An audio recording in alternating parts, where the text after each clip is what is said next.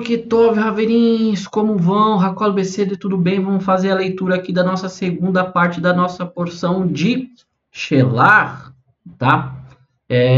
Estamos aqui no capítulo 13, tá? Vamos fazer a leitura aqui do versículo 1, estamos no livro aqui de Bamidbar, em hebraico Números, tá? Então, sem mais delongas, vamos começar aqui. Então, versículo 21, em hebraico, ele começa assim, ó. Vaialu, tá? Vaiaturu, ou seja, eles subiram e exploraram Etzhaaretz, o que? A terra. Mimidabar, sim, ou seja, no deserto, eles começaram pelo deserto de Sim.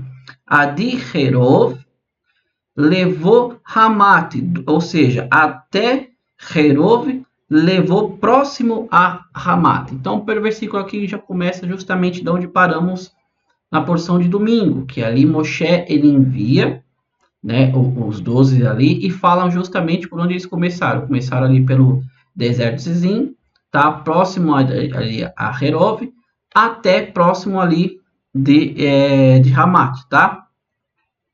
E o versículo 22 continua. Eles subiram pela fronteira do sul, como Moisés havia falado para eles, comecem pelo sul, e chegou a Hebron. Os filhos dos gigantes, Ahimã, Shesai e Tamai, estavam lá. Hebron foi construída 7 anos antes do Kitsoan do Egito. Tá? Aqui tem um assunto importante, uma mensagem importante. Observem comigo, diz assim, ó. Eles subiram pela fronteira do sul, né? Vai a Lu, Venegev, vai e Vo, ou seja, pela fronteira ali do sul. Só que o versículo diz assim, ó. Eles, plural, vai a Lu, e depois vem com o singular. E chegou a Hebron. Como assim chegou a Hebron? Se está falando no plural, são 12. A Irache ele vem e fala aqui, ó. Que interessante, né? Ou seja, vai a Lu, já em hebraico singular fica assim, ó. Vai a Vô, ou seja, ele chegou. Adi Hebron. Rashi comenta assim, ó. Caleb foi lá sozinho, daí o singular ele chegou. Para prostrar-se sobre o túmulo dos patriarcas, para que ele não fosse persuadido por seus colegas para fazer parte do seu conselho. Então, nós vemos aqui, nós sabemos que Hebron está ali o túmulo dos patriarcas. Isso até os dias de hoje em Israel. Hebron, tá? Caleb, sabendo disso, ele foi até o túmulo ali dos patriarcas, né? Abraão, Isaac e Jacob, e foi orar para Hashem, fazer uma tefilá para Hashem, para que ele não fosse influenciado pelos demais que foram enviados com ele para falar mal da terra. E nós vemos isso daqui, que lá em Deuteronômio, no capítulo 1, no versículo 13, tá? É dito assim, eu vou dar-lhe, Caleb, a terra em que pisou. Ou seja, lá na frente, Moshe confirma sobre esse texto, que realmente Caleb ele foi até lá, orou, e por isso Moshe fala, eu vou dar para você essa terra, a terra de Hebron. Ainda está escrito, ó, eles deram Hebron a Caleb, isso lá em Juízes, no capítulo 1, no versículo 20. Então, como eu sempre falo aqui, a Torá ela não dá ponto sem nó, tá tudo amarrado. Então, se eles subiram, mas agora vai avô, ou seja, justamente como ele subiu e como que fala só simplesmente como fosse uma pessoa, porque Caleb, ele aproveitou a oportunidade e foi até o túmulo ali dos patriarcas. Vamos continuar aqui. Eles chegaram ao vale de Escol e cortaram um galho com um cacho de uva. Escova, na verdade, que são cachos, né? E carregaram em varas duplas e das romã e dos figos. Então, nós vemos que eles chegaram até ali e viram ali os cachos de uvas, pegaram em varas e carregaram, tá? E também de romã e de figos. Eles chamaram esse lugar de Vale de Escol, por seus cachos, como disse, Escol, cacho, tá? Em hebraico. Que os filhos de Israel levaram dali. No final de 40 dias, eles retornaram da exploração da terra. Eles foram e vieram a Moshe e a Aharon e toda a congregação dos filhos de Israel em Kadesh, no deserto de Parã. Eles trouxeram um relatório, bem como toda a congregação, e eles lhe mostraram os frutos da terra. Então, depois dos 40 dias ali que eles percorreram toda a terra de Israel, eles retornam e voltam até Moshe, tá? E eles vão começar aqui a fazer o relatório da terra. Vamos analisar aqui, ó. Eles relataram, versículo 27, a ele, Moshe, e disseram: Nós chegamos à terra para a qual você nos mandou. Lá jorra realmente leite e mel, e este é o seu fruto. No entanto, o povo que vive na terra é muito forte. As cidades são imensas e bem fortificadas. E nós até mesmo vimos filhos de um gigante ali.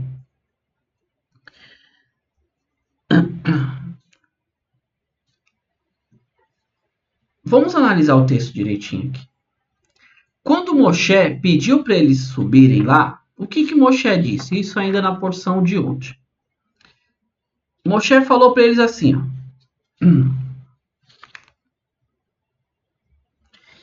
Versículo 18, lá do capítulo 13. Vejam que tipo de terra é esta.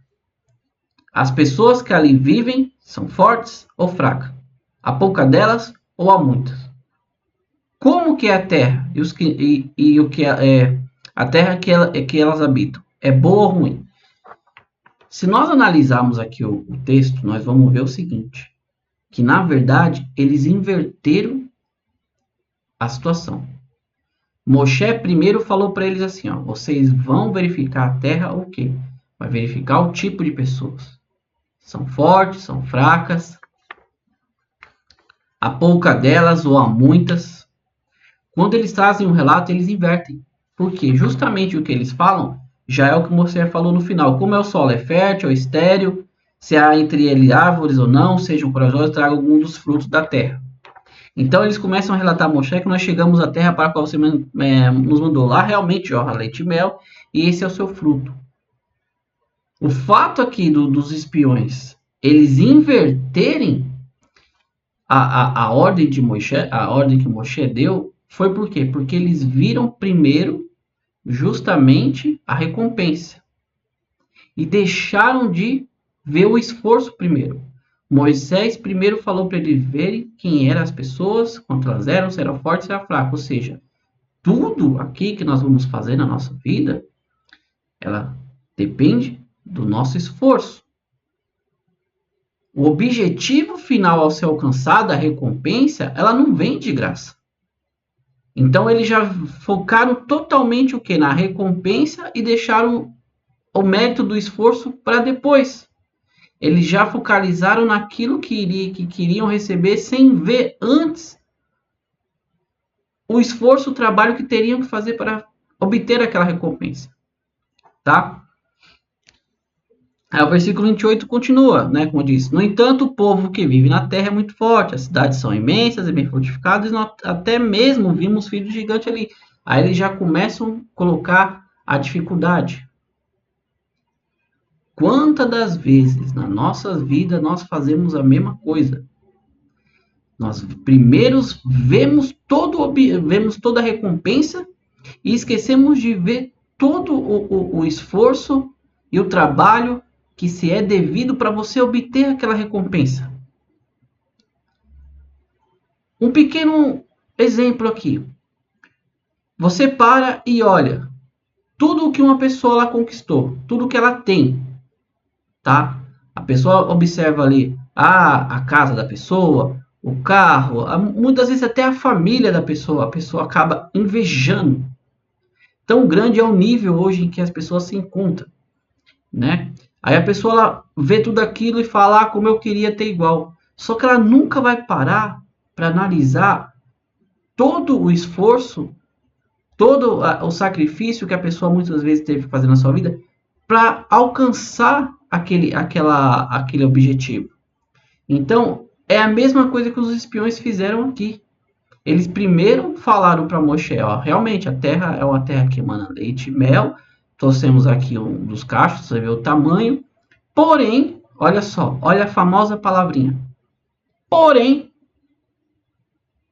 é uma cidade fortificada, eles são mais numerosos que a gente, nós vemos até filhos de gigante lá. Começa um empecilho. Inverta a ordem na sua vida. primeiro você saiba que você, para conquistar algo, você tem que batalhar, você tem que lutar, você tem que suar. Aí você vai comerás o pão com o suor do teu rosto. Não é o contrário. Não estamos no Gan Eden, não estamos no Jardim do Éden, onde ali onde ali Adão só tinha que o quê? Colher. Porque estava tudo preparado. A ordem agora inverteu, filho. Agora nós temos que lutar, nós temos que trabalhar para alcançar os nossos objetivos. Os espiões aqui fizeram totalmente o contrário. Focaram já ali na recompensa e esqueceram dos esforços para obter aquela recompensa. Vamos continuar. Versículo 29 diz assim, ó, Amaleque vive ao sul da terra. Os xiitas, os jebusitas, os amoritas vivem nas montanhas. Os cananitas vivem na costa do mar e ao longo do Jordão. Olha só o que os espiões fizeram. Vem e falam de Amaleque. Quem foi Amaleque? Amaleque foi o primeiro povo que se pôs na frente do povo de Israel assim que eles saíram do Egito. Então ele fala, lembra aquele povo lá que se opôs a nós logo na saída do Egito? Eles estão lá também. Você consegue analisar toda a situação aqui? Eles começam justamente agora a jogar um balde de água fria sobre toda a congregação de Israel, sobre todo o povo na frente de Moisés, Aarão ali, que havia tirado eles do Egito, passado por toda essa situação, aberto o mar, transformou as águas ali de mar em águas potáveis, fez o maná cair do céu, teve as cordilheiras, e agora eles começam a colocar um monte de empecilho, colocando na frente até Amaleque, que foi o primeiro povo que se opôs ao povo de Israel na saída do Egito. Versículo 30. Caleb, silenciou o povo.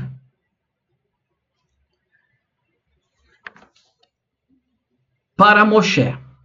Então ele diz, nós iremos definitivamente para cima.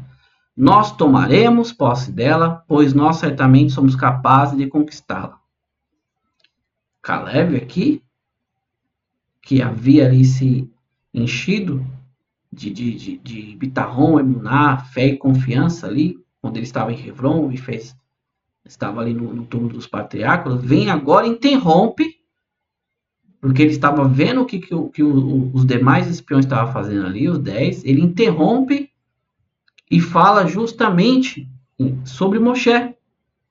Porque o versículo fala aqui, El Moshe, ou seja, para Moshe. Aí Irache eles fala assim, ó, a fim de que eles ouvissem o que Moshe tinha para dizer, ele gritou, vocês pensam que foi somente isso que nos fez os filhos de Amram? Quem escutava pensavam que Caleb ia falar mal de Moshe. E considerando o que havia dentro de seus corações contra Moshe por causa das palavras dos espiões, eles todos se calaram para ouvir. Ou seja, quando o Caleb vai e ele fala assim, Caleb também vai continuar a falar mal, e agora vai falar mal justamente de Moshe. Então todo o povo se calou. É uma situação complicada, Você vê o clima aqui que está construído. É interessante que Rashi ele vem aqui, ele fala assim, o quanto é fácil você reunir pessoas para expressar difamação. O como é fácil você reunir pessoas para falar mal de alguém. Então Caleb disse, afinal ele nos abriu o mar, nos trouxe o maná, nos deu a cordonize. Agora Caleb pegou a atenção do povo, porque pensou que ele ia falar mal, e fala, não, esse homem aqui, Moshe, ele abriu o mar, fez cair o maná do céu, nos trouxe as cordonizes. Ele começa a exaltar todo o passado do povo ali, desde a saída do Egito, de todos os benefícios que Deus fez através de Moshe.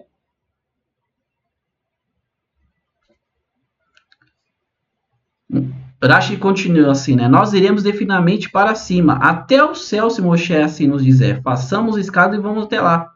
Teremos sucesso em tudo o que ele disser.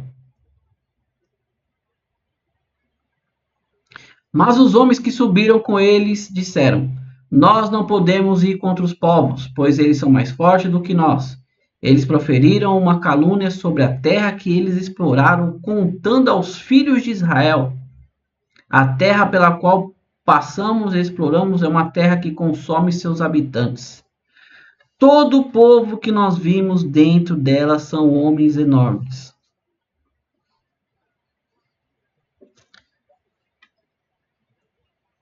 A pessoa vem, eleva o ânimo, relembra das maravilhas que aconteceram na vida do povo ali.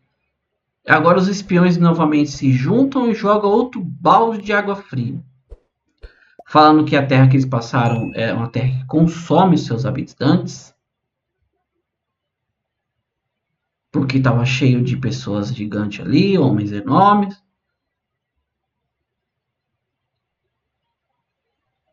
E o texto ele é bem claro. Eles proferiram uma calúnia. O que é uma calúnia? Calúnia é mentira. Sobre a terra que eles exploraram, contando aos filhos de Israel.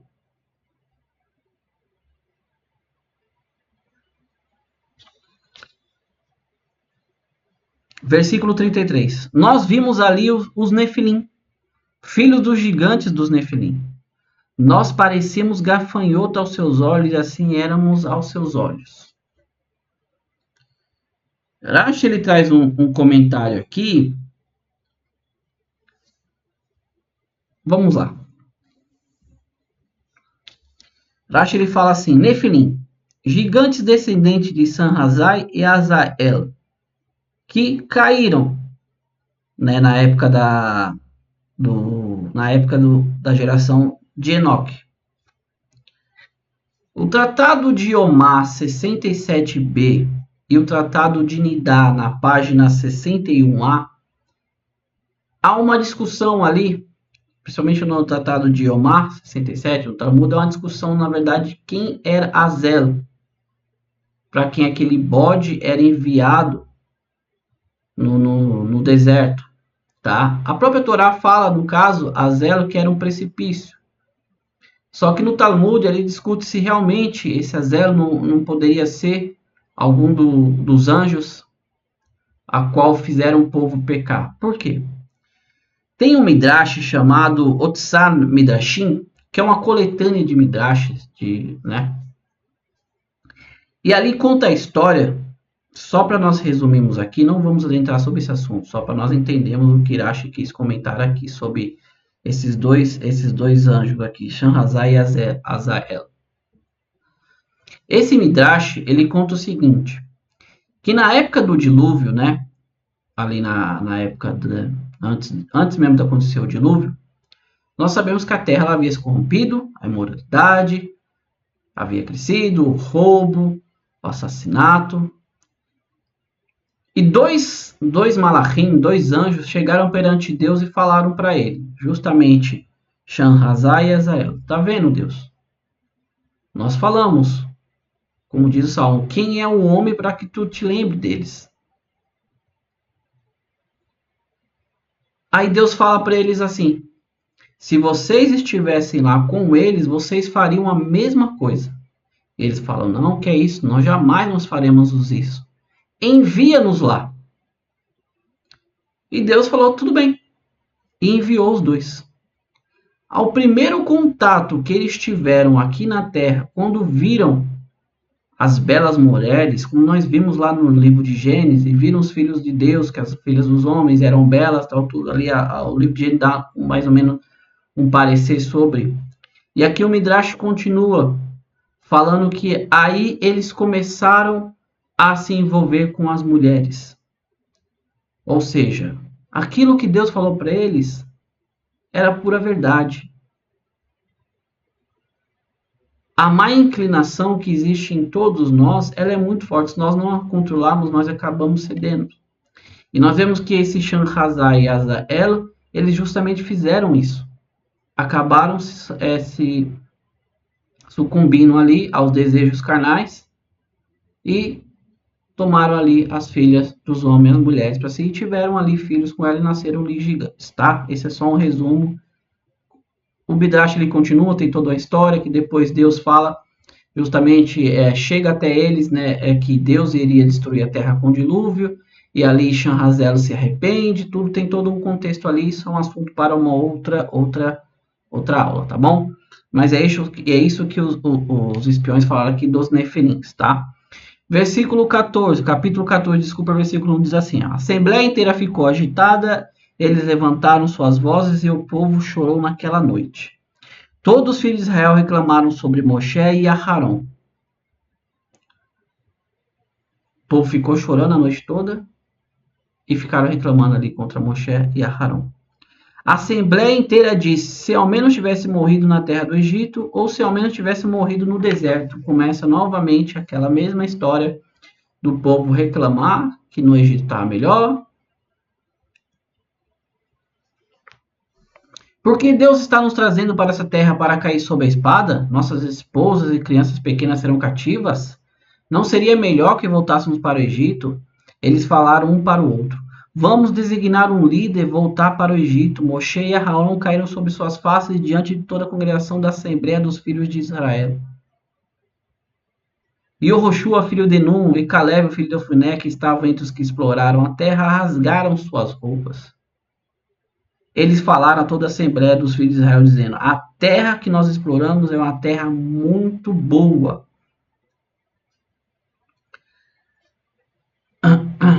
Meod, muito boa. E aqui nós terminamos a segunda parte da nossa porção.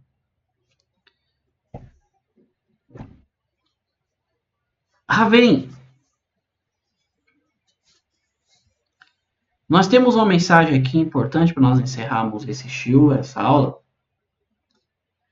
que é justamente sobre Lashon Hara, que eu já falei aqui, maledicência, fofoca, diz que me diz.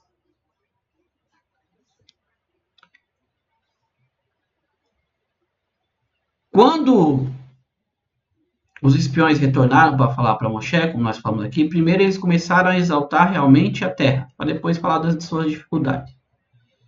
Rashi ali ele comenta que daqui que verdadeiramente toda mentira ela tem que ter uma base sólida de verdade para que ela possa prolongar. Ou seja, é aquela história que a gente conhece, né? Que uma mentira contada 1000 vezes, ela acaba se tornando uma verdade. Então, uma boa mentira, ela tem que ter uma parte de verdade ali. Isso é um fato na nossa vida. Tá? Muito isso acontece ainda. Até hoje existem muitas coisas que a pessoa acham que é verdade, mas não passam de mentiras, folclore, histórias. Porque ela tem um pezinho na verdade ali. Mas o que eu quero falar com vocês é justamente sobre a maledicência, Lashon Hara.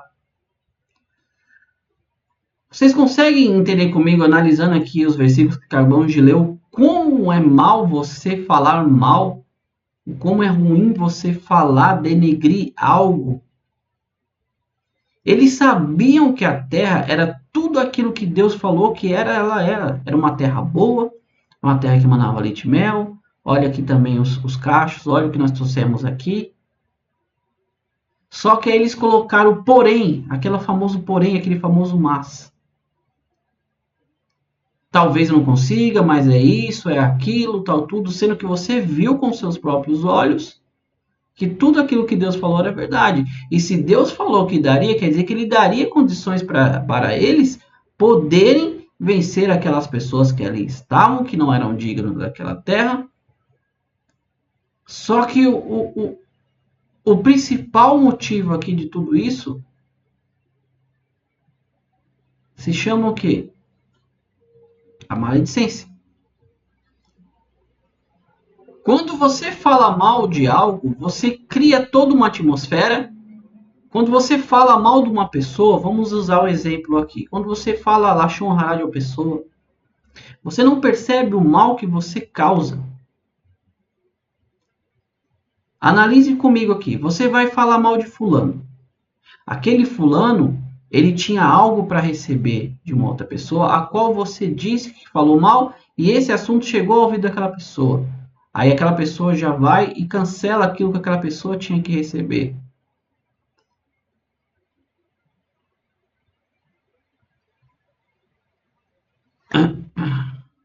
Tem muitas histórias sobre Lashon Hara que eu queria poder trazer aqui para vocês para poder elucidar melhor essa mensagem, tá?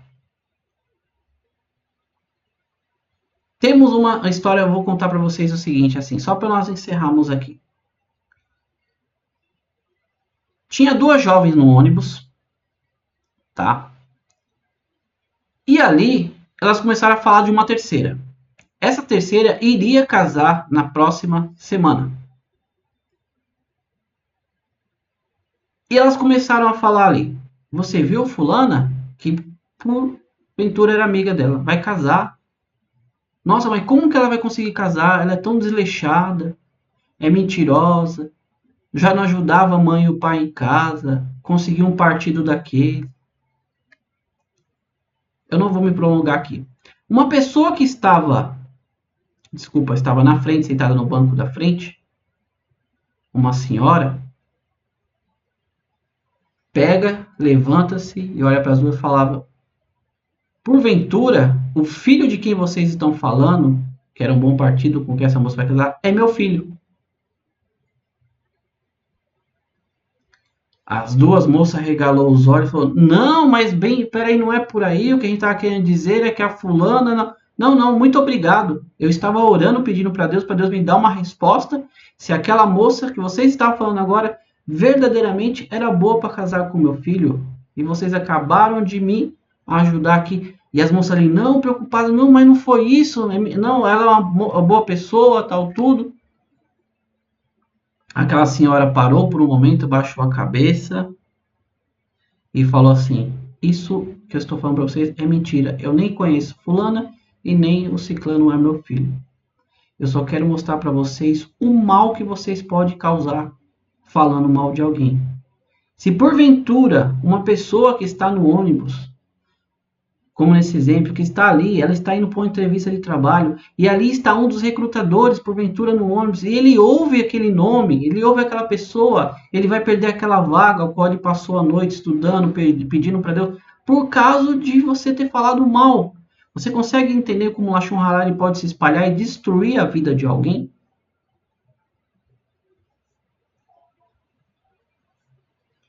Tem pessoas que gostam, né, de pegar celular, mensagem, e começar a mandar para um segundo falando mal de um terceiro.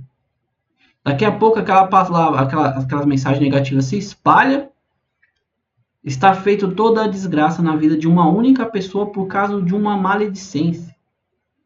Por isso o livro de Levítico, Vaikra, ele fala: não andeis como mexeriqueiro no meio do teu povo, não andeis como fofoqueiro no meio do teu povo, não falai mal de ninguém no teu povo, ame o próximo como a ti mesmo. Se você ama o próximo a ti mesmo, você não gosta de falar mal de você, não pode falar mal de ninguém.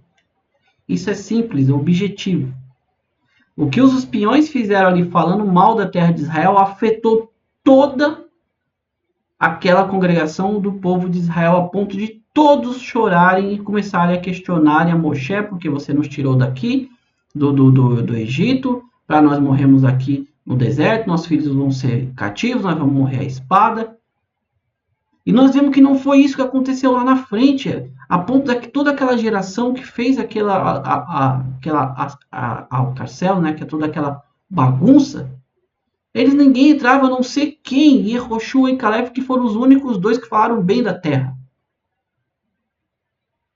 Se destaque, mude isso na sua vida. Você na sua vida, seja aquela pessoa que consiga ver o bem na vida das outras pessoas. Não ande falando da vida de ninguém. Cuida da tua própria vida. Seja como Yehoshua e Caleb. Veja os benefícios. Nós vamos batalhar, nós vamos lutar, nós vamos vencer, porque assim Deus disse. Primeiro, priorize o esforço para depois pensar em receber a recompensa. Não veja a primeira recompensa sem pensar que não vai ter esforço para obtê-la. Essa é a mensagem que eu deixo aqui para vocês no dia de hoje. Tá? Primeiro vem para mim, depois vai para vocês. No demais, meus amigos, quero agradecer a vocês que já me acompanham nesse canal, tá? E você que aqui é novo, que chegou aqui pela primeira vez, está vendo esse vídeo, se inscreva, deixa um like, compartilhe esse conteúdo, tá? Vamos junto fazer com que a Torá de Deus, ela cada vez mais, ela cresça, ela seja conhecida entre os não-judeus. Tá bom? Mais uma vez, amigo, como eu sempre digo, Bekol Tov, tudo de bom na sua vida, Tsalahá, Panassá, sucesso e sustento da parte vinda de Deus para todo mundo, tá? Tudo que você venha colocar a mão, venha prosperar. E, como sempre digo, Mashiach não, que Mashiach se revele ainda hoje, nós possamos estar com ele juntamente lá em Jerusalém, na construção do terceiro Beit HaMikdash, que o serviço a Deus ele retorne, todas as nações compreendam, saiba que Deus, ele é o Criador e que nós devemos viver segundo o seu próprio manual, a Torá, Torá Haemet, a Torá, as instruções da verdade, tá? Mais uma vez, amigos, Todarabá, fiquem com Deus, nos vemos no próximo vídeo, se assim Deus quiser. Se Mashiach vier hoje, estaremos com ele em Jerusalém, senão amanhã estaremos aqui com a terceira parte da nossa porção de Shelah. Envie. No demais, Todarabá, fique com Deus. Lehi Traot. Até mais, amigos. Obrigado. Tchau, tchau.